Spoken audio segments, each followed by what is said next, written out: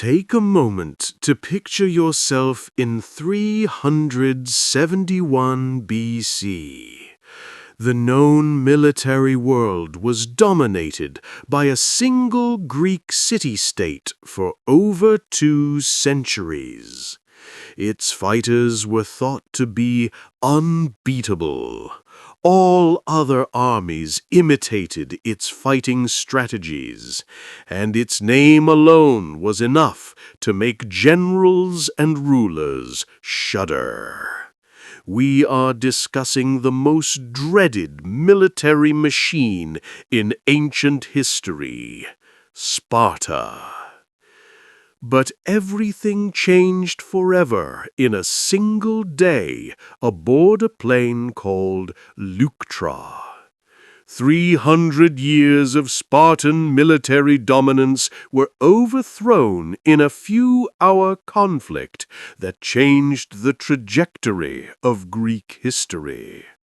Most astonishingly, it was accomplished by a tactical breakthrough that was so straightforward but so brilliant that it altered the course of warfare for the ensuing millennium. This is the tale of how a general by the name of Epaminondas used what could be considered the first really groundbreaking hidden weapon in military history during the Battle of Leuctra.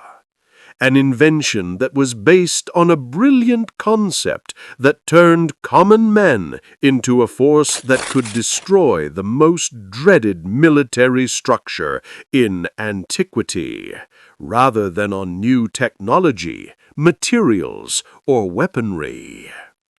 Remember to subscribe to the channel and leave a comment letting us know how much you enjoyed this video. We must first comprehend what made the Spartans so unique to completely comprehend the scope of what transpired at Leuctra. We're not only referring to brave warriors or well-trained military. Something that had never existed in human history had been created by the Spartans, a culture wholly devoted to war. Boys from Sparta were assessed for their strength and military prowess from birth. People who were seen to be weak or flawed were left to perish in the mountains. The survivors of this first selection were removed from their families and turned over to the state to start the process, the most effective and vicious military training program ever created. These boys would not experience luxury, comfort, or even enough food for the next 13 years of their life. In order for them to gain courage and stealth, they were purposefully kept hungry so they could learn how to steal food without getting caught. Even during the worst winters, they were not allowed to wear warm clothes, slept outside, or go barefoot. They received frequent beatings as training to withstand pain rather than as punishment. However, physical conditioning, no matter how severe, was not the most significant component of the agony. It was programming of the mind. These young men discovered that they were merely a part of a larger whole and not unique individuals. Only in the Spartan military formation did their identity, value, and very existence have significance. They didn't fight for fame, fortune, or victory. They fought because, literally, that was the only reason they were here. If they made it through training, they became full soldiers at the age of 20. However, their lives were still solely focused on fighting wars. They were prohibited from working, from conducting business, and even from living with their spouses until they turned 30. In Spartan civilization, their only role was to engage in combat. This approach produced a new kind of soldier that the world had never seen before. The Spartans were the undeniable masters of the phalanx formation, but they were also technically superior. They had something far more precious, a discipline and unity of group that was almost miraculous. The Spartans moved as one unit in combat. Their shields lined up perfectly, their spears swung in perfect time, and when they marched, the sound of their feet hitting the ground simultaneously sounded like an impending earthquake, according to witnesses. However, the Spartans' individuality, technique, or even discipline were not their real hidden weapon. There was much more to it. They just didn't flee. When the fighting got too fierce, other Greek warriors could break and flee, but the Spartans held their ground until the end. From an early age, they had been taught that the greatest disgrace was to leave formation, and that death was better than dishonor. A fascinating psychological phenomenon was produced by this mindset. Half defeated, the Spartans' adversaries started their battles. They were aware that they were up against men who would not back down, engage in compromise, or give up. It seemed like battling a natural force. Everything that Sparta's military might was based on was the Spartan Phalanx formation. The phalanx was not invented by the Spartans. It was employed by other Greeks as well, but the Spartans refined it to the point that it was the most destructive weapon in antiquity. Picture an iron and bronze wall approaching you. Soldiers in the front lines wore massive shields that covered half of their bodies and half of the men next to them. Long spears protruded in rows behind them, resembling the quills of a massive porcupine. The rear rank spearheads merged with the front ranks as this configuration progressed, forming an iron wall that stretched several meters in front of the shields. It was a terrible sound. The troops' war shouts, the rhythmic thud of thousands of feet marching in perfect harmony, and the metallic clang of hundreds of shields and spears crashing against one another as the formation progressed. Before even making physical contact, many adversaries just ran away.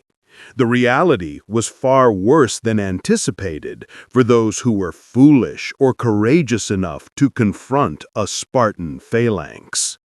What happened when two phalanxes collided was a kind of warfare that is hard for us moderns to completely understand. Individuals were not engaged in combat with one another.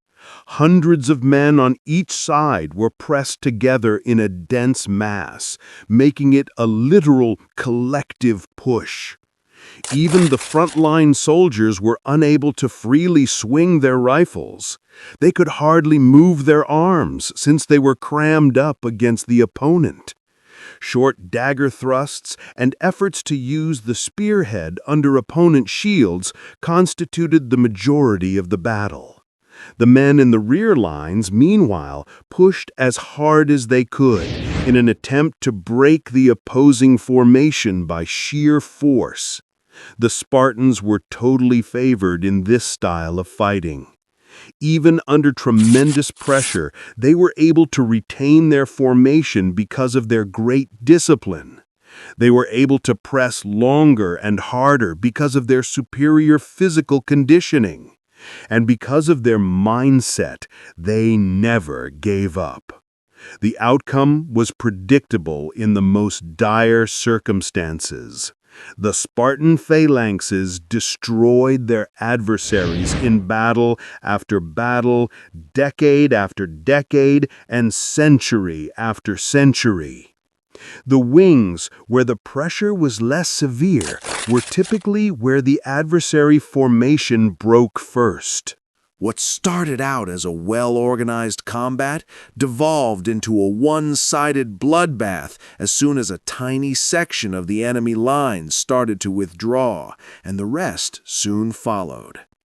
This recipe worked flawlessly for more than 3 centuries. In the Greek world, the Spartans emerged as the supreme arbiters of military might. They set up puppet regimes in vanquished city-states, dictated terms of peace, and intervened in wars. Because of their ultimate dominance, other Greek cities frequently gave up without a struggle, choosing shame over annihilation. However, this method had a basic flaw that the Spartans themselves were unaware of until it was too late. They were oblivious to the potential for military innovation because of the institutional arrogance that their success had fostered. They had mastered phalanx warfare to the point where they couldn't envision anyone improving upon it. More significantly, their culture had produced a very limited number of full citizens because to its focus on battle. Only genuine Spartans, whose numbers had been declining for years, were allowed to fight in the main phalanx. Tens of thousands of Spartan troops existed in earlier ages, but by the early 4th century BC, there were only a few thousand. Sparta was obliged to rely more and more on mercenaries and allies to augment its army as a result of this demographic decline. However, these extra troops lacked the discipline, training, and mindset of authentic Spartans. Even though the Spartan war machine still looked unbeatable on the exterior, it was gradually deteriorating from the inside out. The city-state of Thebes and its remarkable military captain Epaminondas came into existence in this setting. We must first comprehend Epaminondas' identity and the development of his revolutionary beliefs in order to understand how he was able to overthrow Spartan authority. A traditional military force was not Thebes. The city of Thebes was mostly a trade and agricultural center, in contrast to Sparta, which was organized around combat.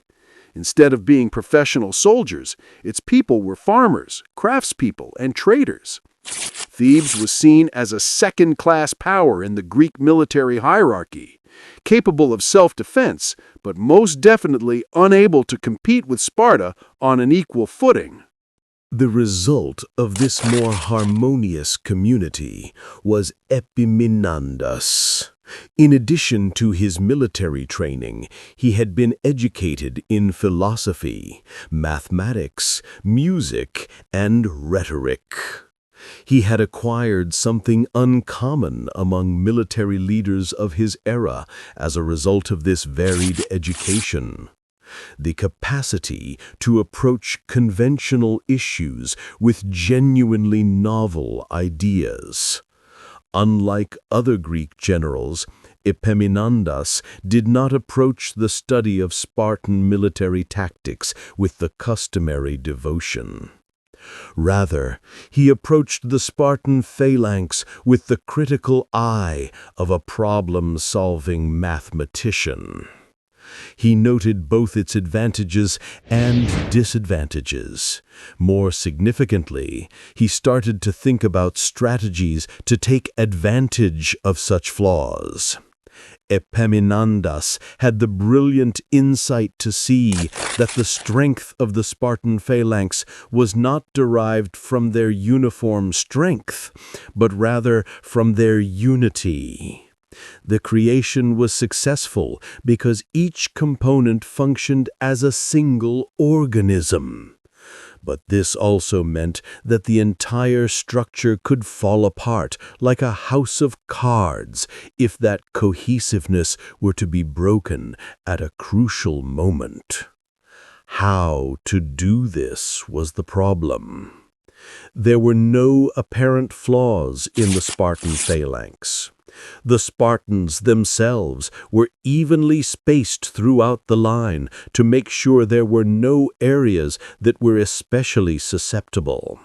And it was powerful in the middle and on the wings. The simplicity of Epaminondas' invention was wonderful.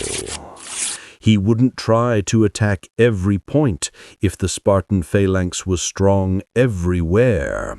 Rather, he would concentrate all of his energy on one area, establishing a local superiority that was so strong that even Spartan discipline was powerless to stop it. Military historians refer to this concept as the oblique formation, or deep column of attack.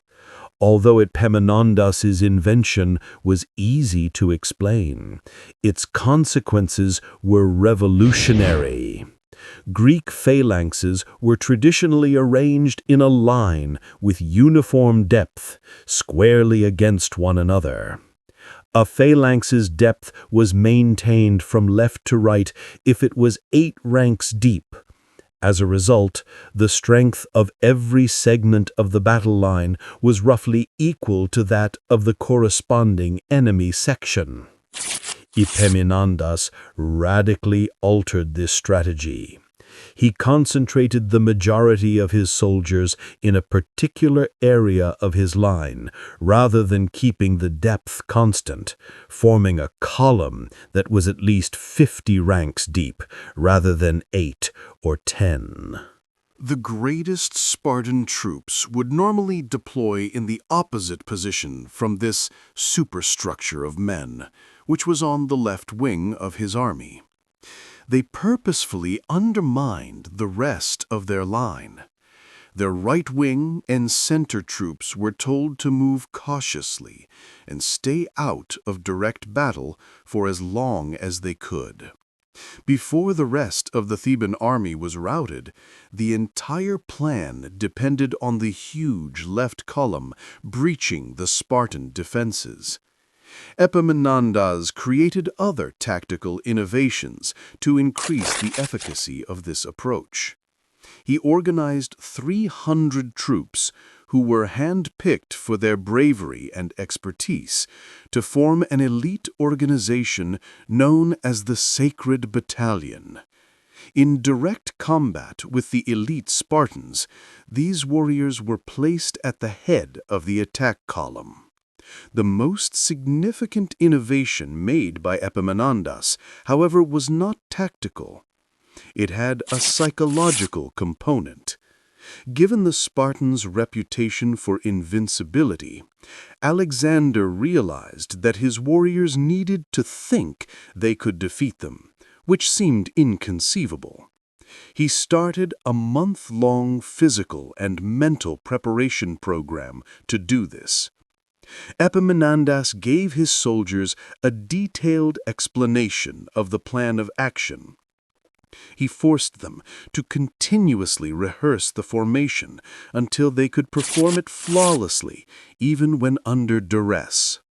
Above all, he persuaded them that the Spartans were merely skilled warriors who could be vanquished if confronted appropriately, not superhumans. This mental readiness was essential. When the soldiers met the dreaded Spartan warriors on the battlefield, even the most cunning strategy would fail if they lacked the courage to carry it out. In the summer of 371 BC, there was a chance to test these theories. War had now become inevitable due to the gradually rising tensions between Sparta and the robbers. With an army composed of allies from a number of other Greek city-states, in addition to Spartan soldiers, the Spartan king Cleombrosus advanced into Theban land. This was just another ordinary campaign for the Spartans. They had previously defeated the robbers with ease. This time, there was no reason to think it would be any different. The Spartans had a straightforward plan: march into Theban territory, meet the Theban army, and use the time-tested strategies that had been effective for 3 centuries to decisively defeat it. For his part, Epaminondas knew this was his only opportunity. If his new plan didn't work, he would probably be put to death and Thebes would be annihilated. But if it succeeded, he would have the chance to permanently undermine Spartan authority. In Boeotia's domain, the 2 armies collided on a plain known as Leuctra. Both sides anticipated the kind of phalanx warfare, and the battle place was perfect for it. There were no natural barriers that may obstruct conventional military formations in this level, open terrain. The Spartans assumed their customary formation as soon as they noticed the Theban army drawing near. The right wing, a position of honor in the Greek military hierarchy, was assigned to the elite Spartan soldiers. Allied forces occupied the middle of the line, with additional allies occupying the left wing. They had employed this arrangement against dozens of adversaries hundreds of times before, and the outcome had always been triumph. However, it became evident that something was amiss when the Theban army formed up for combat. The Spartans had anticipated a uniform formation, but the Theban army seemed out of balance.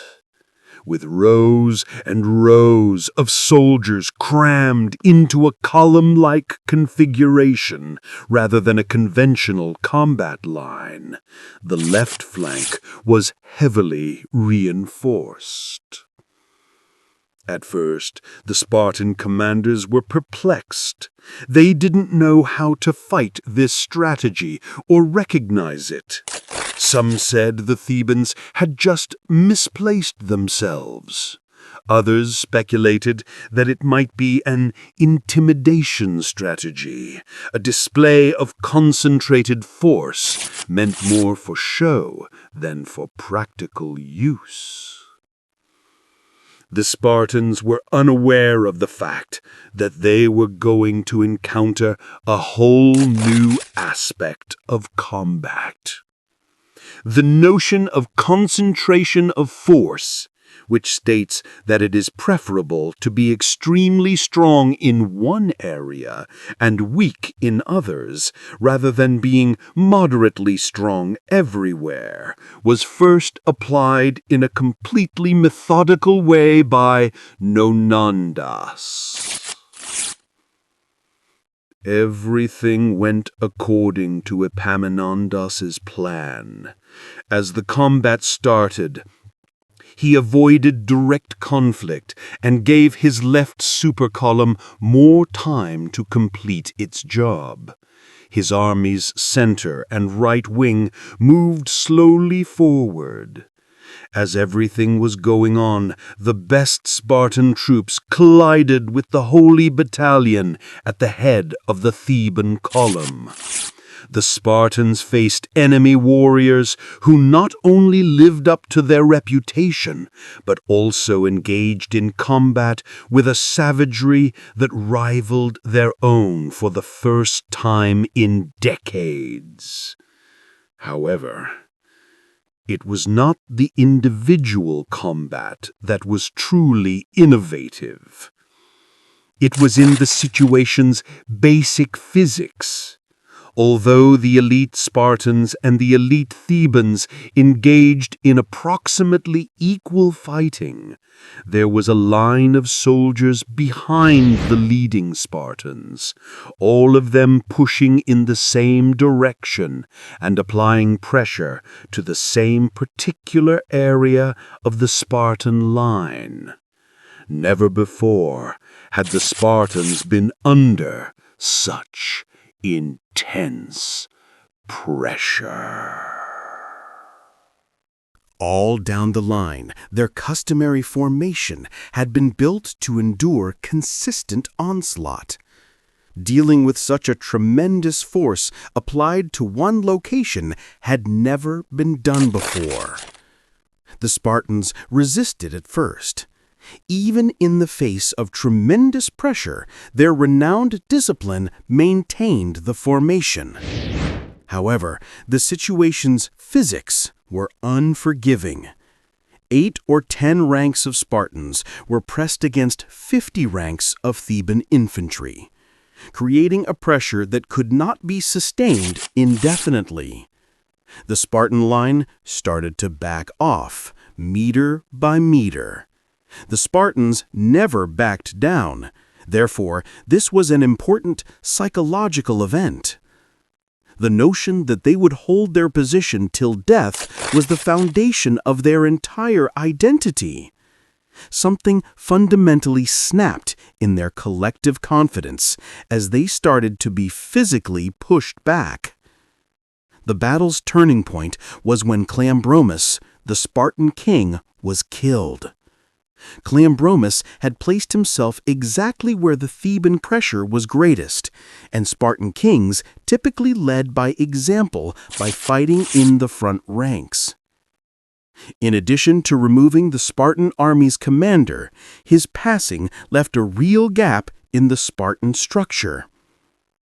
After the king's death, the Spartan line segment that was directly under attack finally gave way due to the constant pressure. The effect spread swiftly when a small section of the formation started to collapse. All of a sudden, the Spartan soldiers who had spent their entire lives maintaining their training had nothing left to do.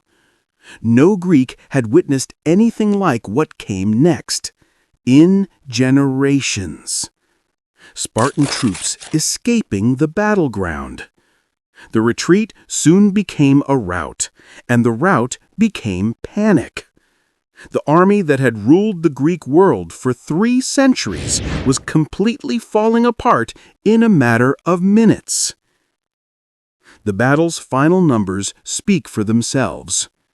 In addition to King Cleombromus, 400 full Spartan citizens were among the more than 1,000 men slain on the Spartan side. These losses were devastating to a culture that had only a few thousand of these people overall. However, the fight of Leuctra had far-reaching effects that stretched well beyond casualties. Epaminondas had destroyed the notion of Spartan invincibility in a single day. He had demonstrated the exact method by which the Spartans could be vanquished. Like wildfire, word of the Theban victory swept through the Greek world. Suddenly, city-states that had served Sparta for decades started to doubt their allegiance. Allies of Sparta started to change sides. Previously, too scared to publicly oppose Sparta, enemies now had the guts to rebel. Most significantly, other generals swiftly imitated and modified Messeniandus's strategies from a military standpoint. The concept of concentration of force, being extremely powerful in one location rather than moderately powerful everywhere, became a cornerstone of military strategy. The ramifications of this strategic breakthrough went well beyond antiquity. The strategies that Alexander the Great would employ to overthrow the Persian Empire a few decades later were directly impacted by Nandi's oblique creation.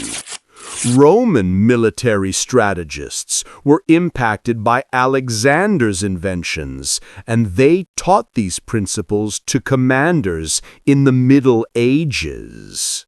One of the key ideas in contemporary military strategy is still the concentration of force principle.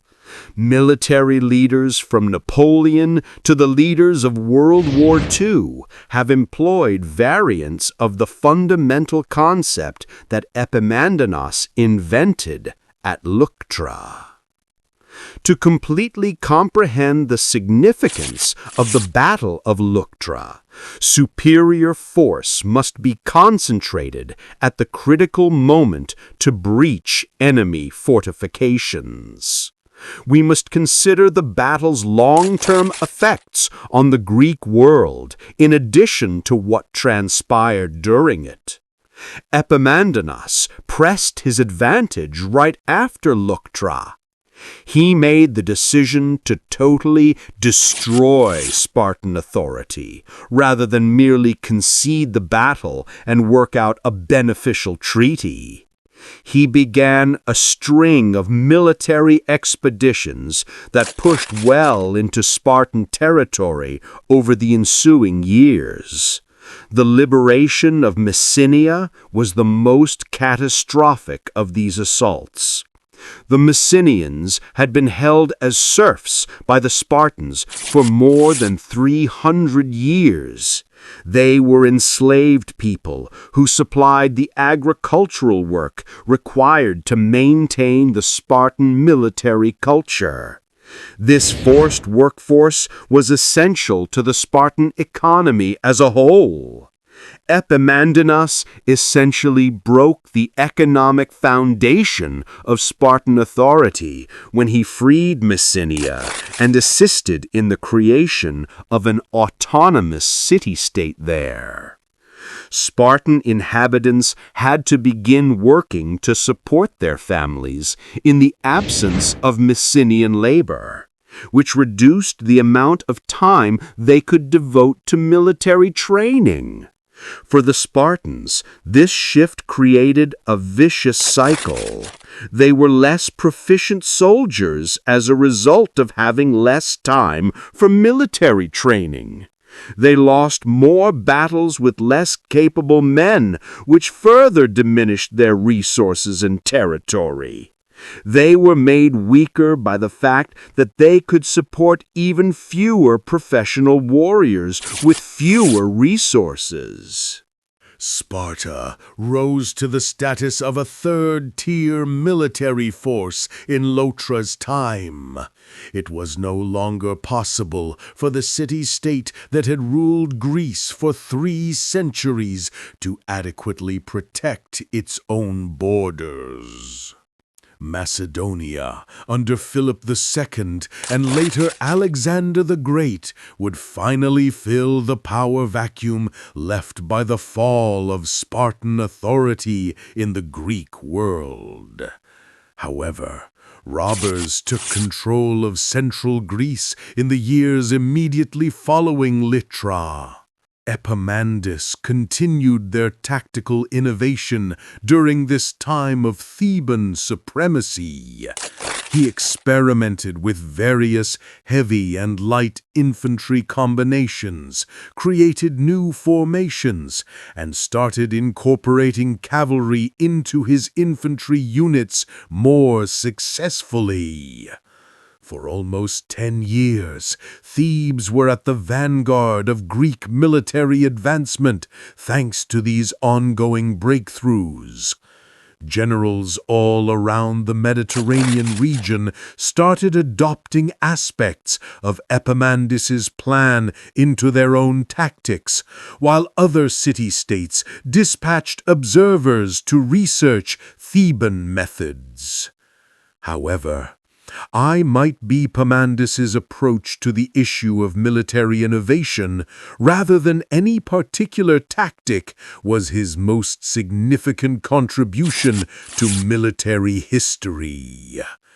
He proved that creative thinking and meticulous planning might overcome even the most ingrained military customs.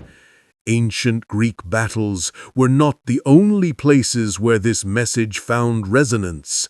A key tenet of strategic thinking was the notion that military dominance was temporary and that new strategies may triumph over long-standing customs. Examples of innovators who used Epamindas's strategy abound throughout later military history. Alexander the Great defeated far larger Persian forces by employing novel strategies. Greek failures were excelled by the new forms that the Romans created. Medieval leaders discovered strategies to combat powerful cavalry with long bows. All of these developments adhered to the same fundamental framework that was set up at Laura, recognizing the flaws in an apparently perfect system and creating fresh strategies to take advantage of them. However, we also learn valuable lessons about the limitations of military ingenuity from the Battle of Leuctra. Even though Epaminondas's strategies were groundbreaking, their effectiveness hinged as much on the particular situation as it did on his own brilliance. The Spartans were psychologically unprepared to deal with anything entirely new, which is one reason why the oblique configuration worked against them. They were unable to quickly adjust their tactics to meet the Theban innovation because of the mental rigidity brought forth by generations of successes. In addition, Sparta's population was declining, so they didn't have enough reserves to cover the significant losses brought on by the new Theban strategies. By creating countermeasures, a bigger, more adaptable army might have been able to adjust to the oblique configuration. As other generals started creating strategies especially intended to defeat the oblique formation in the ensuing decades, these shortcomings became apparent. Epaminondas' invention eventually lost its impact as it gained recognition and understanding. A recurring motif in military history would be this pattern of groundbreaking invention, followed by slow adaptation and eventual obsolescence. Every novel hidden weapon or groundbreaking strategy eventually runs into countermeasures, resulting in an ongoing arms race between adaptation and invention. This fact was eventually discovered the hard way by Thebes themselves. The city-state lost its creative edge in 362 BC, when Epaminondas was killed in combat. The Thebes couldn't have created new strategies to deal with the new problems of the evolving Greek world without his military prowess. The military advances that Philip II of Macedon took with him when he started his southward push were well beyond those of Epaminondas. Although they were partially derived from studying his methods, Philip's Macedonian phalanx had more sophisticated siege engines, was more adaptable, and worked well with cavalry. At the fight of Chironea in 338 BC, the Thebes encountered novel tactics for which they were unprepared, placing them in a similar situation to that of the Spartans at Leuctra. When even more sophisticated innovations defeated the army that had used innovation to defeat the Spartans, the historical irony was complete. However, the legacy of Epaminondas and the Battle of Leuctra remained to shape military advancement despite the decline of Thebes. After closely examining Epaminondas' tactics, Alexander the Great, who fought at Chaeronea as a young prince, adopted many of his ideas into his own plans. The well-known wedge formation for cavalry. At conflicts like as these, Alexander would breach the Persian defenses. Epaminondas invented the principle of concentration, which was directly applied in Gaugamela. In order to establish an overwhelming local dominance, Alexander concentrated his cavalry at a single location, rather than dividing it widely along the line. This ongoing tactical innovation shows how military concepts change throughout time. Every commander generation expands on the findings of the one before it, honing and modifying tried and true ideas to tackle novel problems.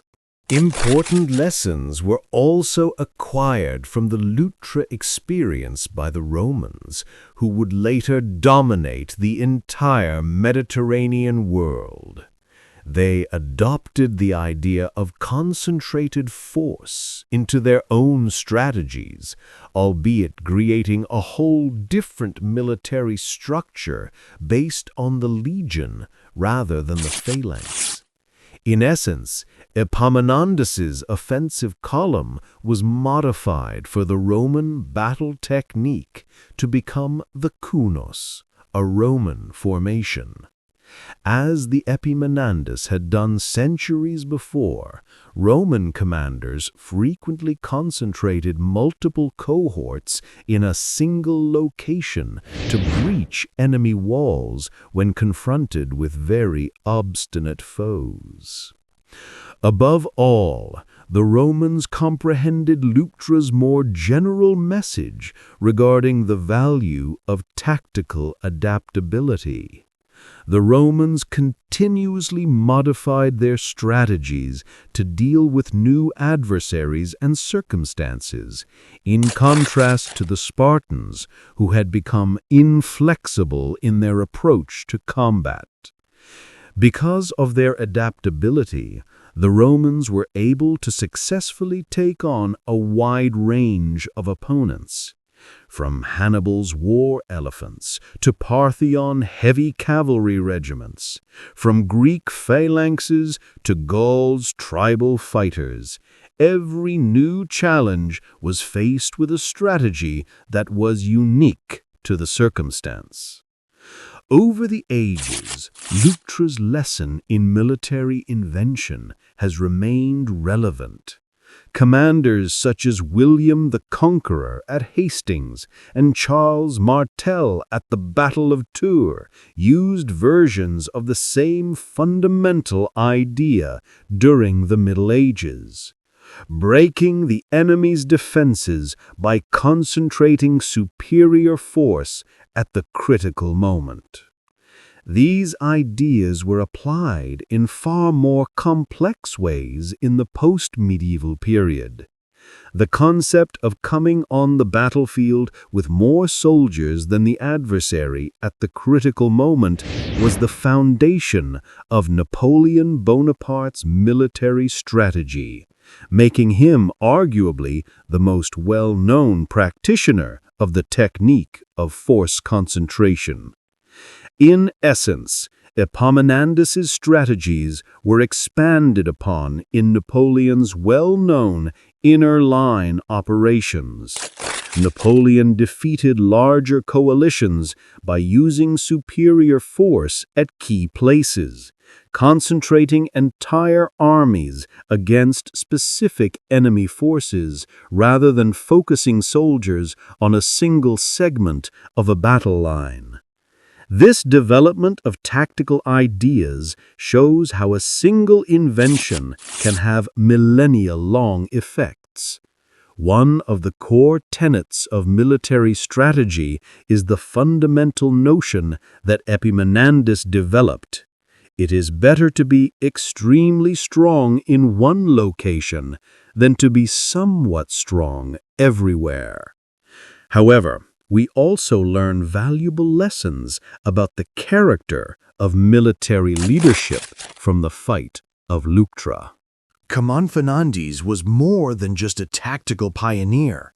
Additionally, he was a charismatic commander who could give his troops hope that they could do the seemingly impossible. Just as crucial was the psychological training he did prior to the fight.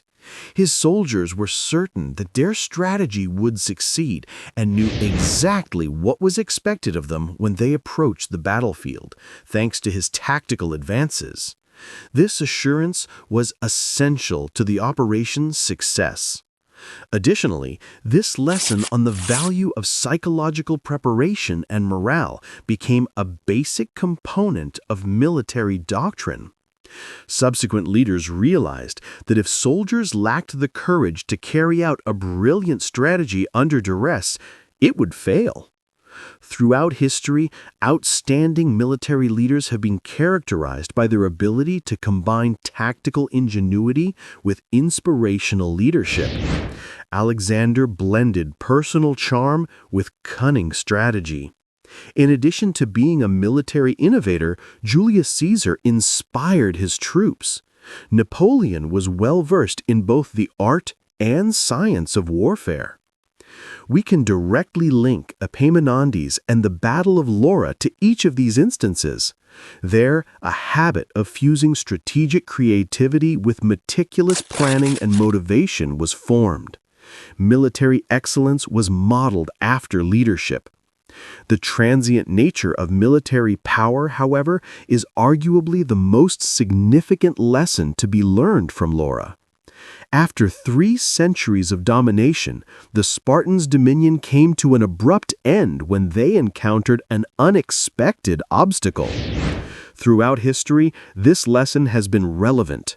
When new adversaries created strategies or technology for which they were unprepared, seemingly unbeatable empires found that their military dominance was only transitory. Only a few decades after its triumph at Leuctra, Thebes itself had to face this truth. After Alexander's death, the empire that had appeared unbeatable under him fell apart. After centuries of dominance, Rome was overthrown by adversaries who had figured out how to take advantage of its weaknesses.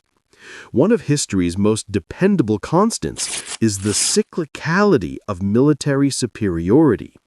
Eventually, every dominant military system faces a rival that has devised strategies to counteract its advantages. This cycle was significantly accelerated in the modern age. During World War I, new technology like machine guns, heavy artillery, and tanks undermined the infantry's long-standing superiority. Radar, aerial warfare, and ultimately nuclear weapons were introduced during World War II. Almost immediately, each invention made earlier strategies obsolete.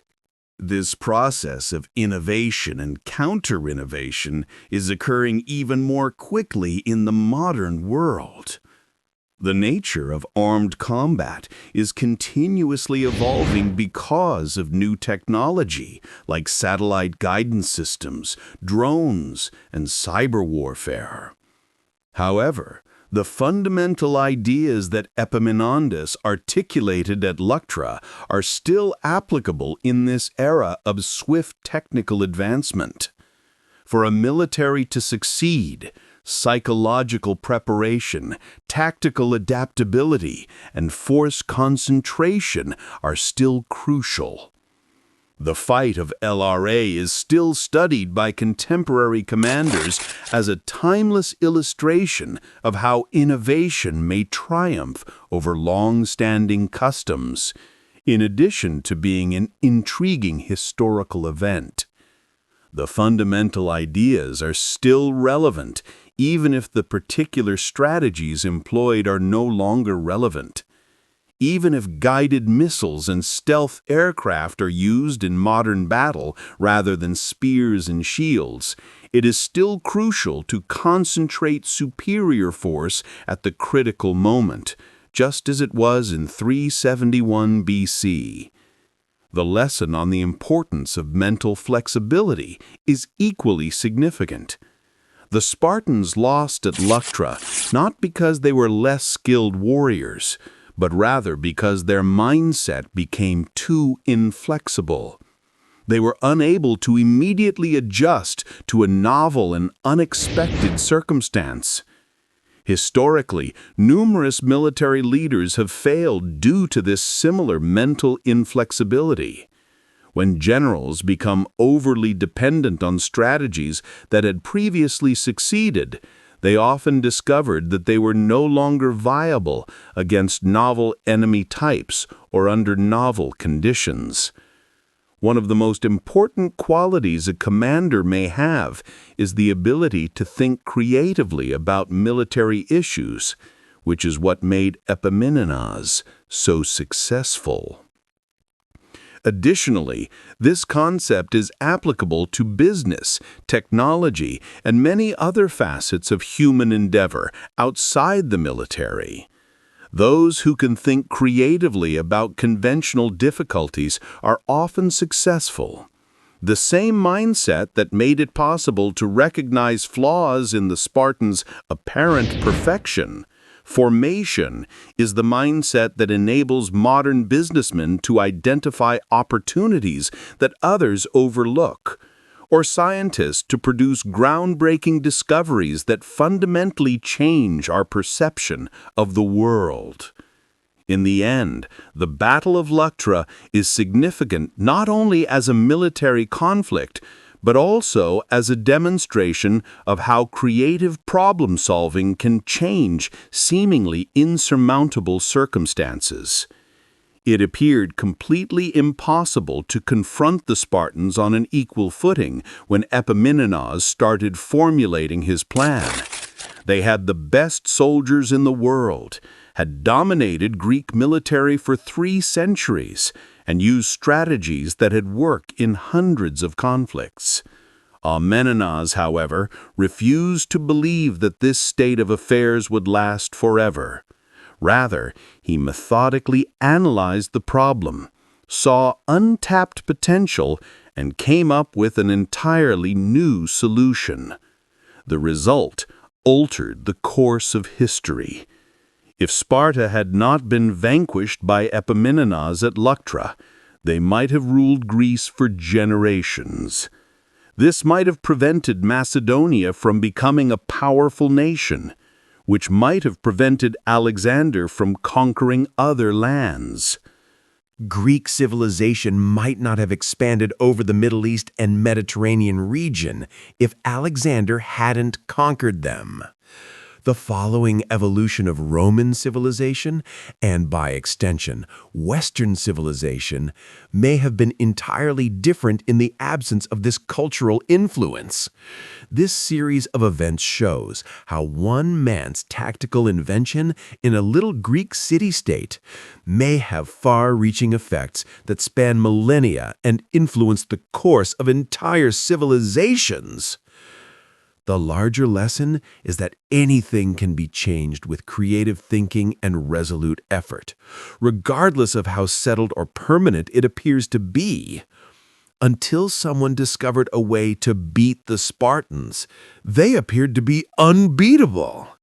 When confronted with resolute innovators, numerous other institutions, empires, political systems, and dominant technologies likewise realized that their apparent stability was a myth. Possibly the most significant lesson to be drawn from the fight of Leuctra is this one: that anyone with the foresight, preparedness, and guts to try something different can always challenge the existing quo, no matter how strong it is. Epaminondas and his Theban warriors demonstrate that even the most well-established systems have flaws that anyone with the courage and intelligence to think outside the box may take advantage of. Whether on the battlefield, in the boardroom, or in any other setting where individuals fight to accomplish objectives, This concept is still applicable today. The most effective weapon against conventional wisdom is still innovation.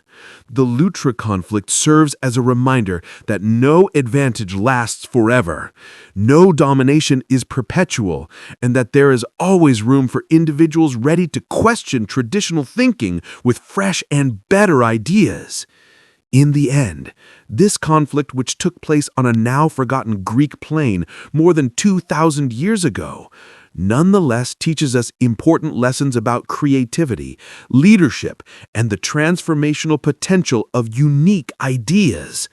For this reason, the tale of Epaminondas and his covert weapon that destroyed the Spartan Phalanx still captivates military history scholars, business strategists, and everybody else who wants to see how driven individuals can use groundbreaking concepts to transform the world.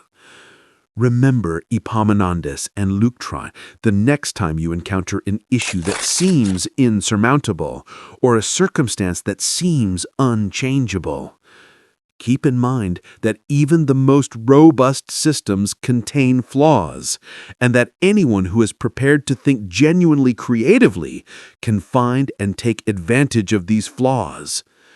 Iron and bronze were not the materials of the covert weapon that destroyed the Spartan Phalanx.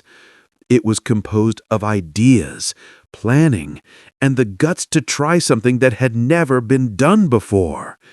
And anyone who is willing to use it can still obtain this weapon. We cannot help but acknowledge that something bigger governs the path of human events when we reflect on this remarkable tale of innovation and change. The insight to recognize what others miss, the courage to take on difficult tasks, and the will to keep going in the face of adversity. In the end, these attributes represent blessings that are beyond our limited human comprehension. Man's thoughts are not my thoughts, neither are his methods my ways, as the Lord God has stated throughout the years.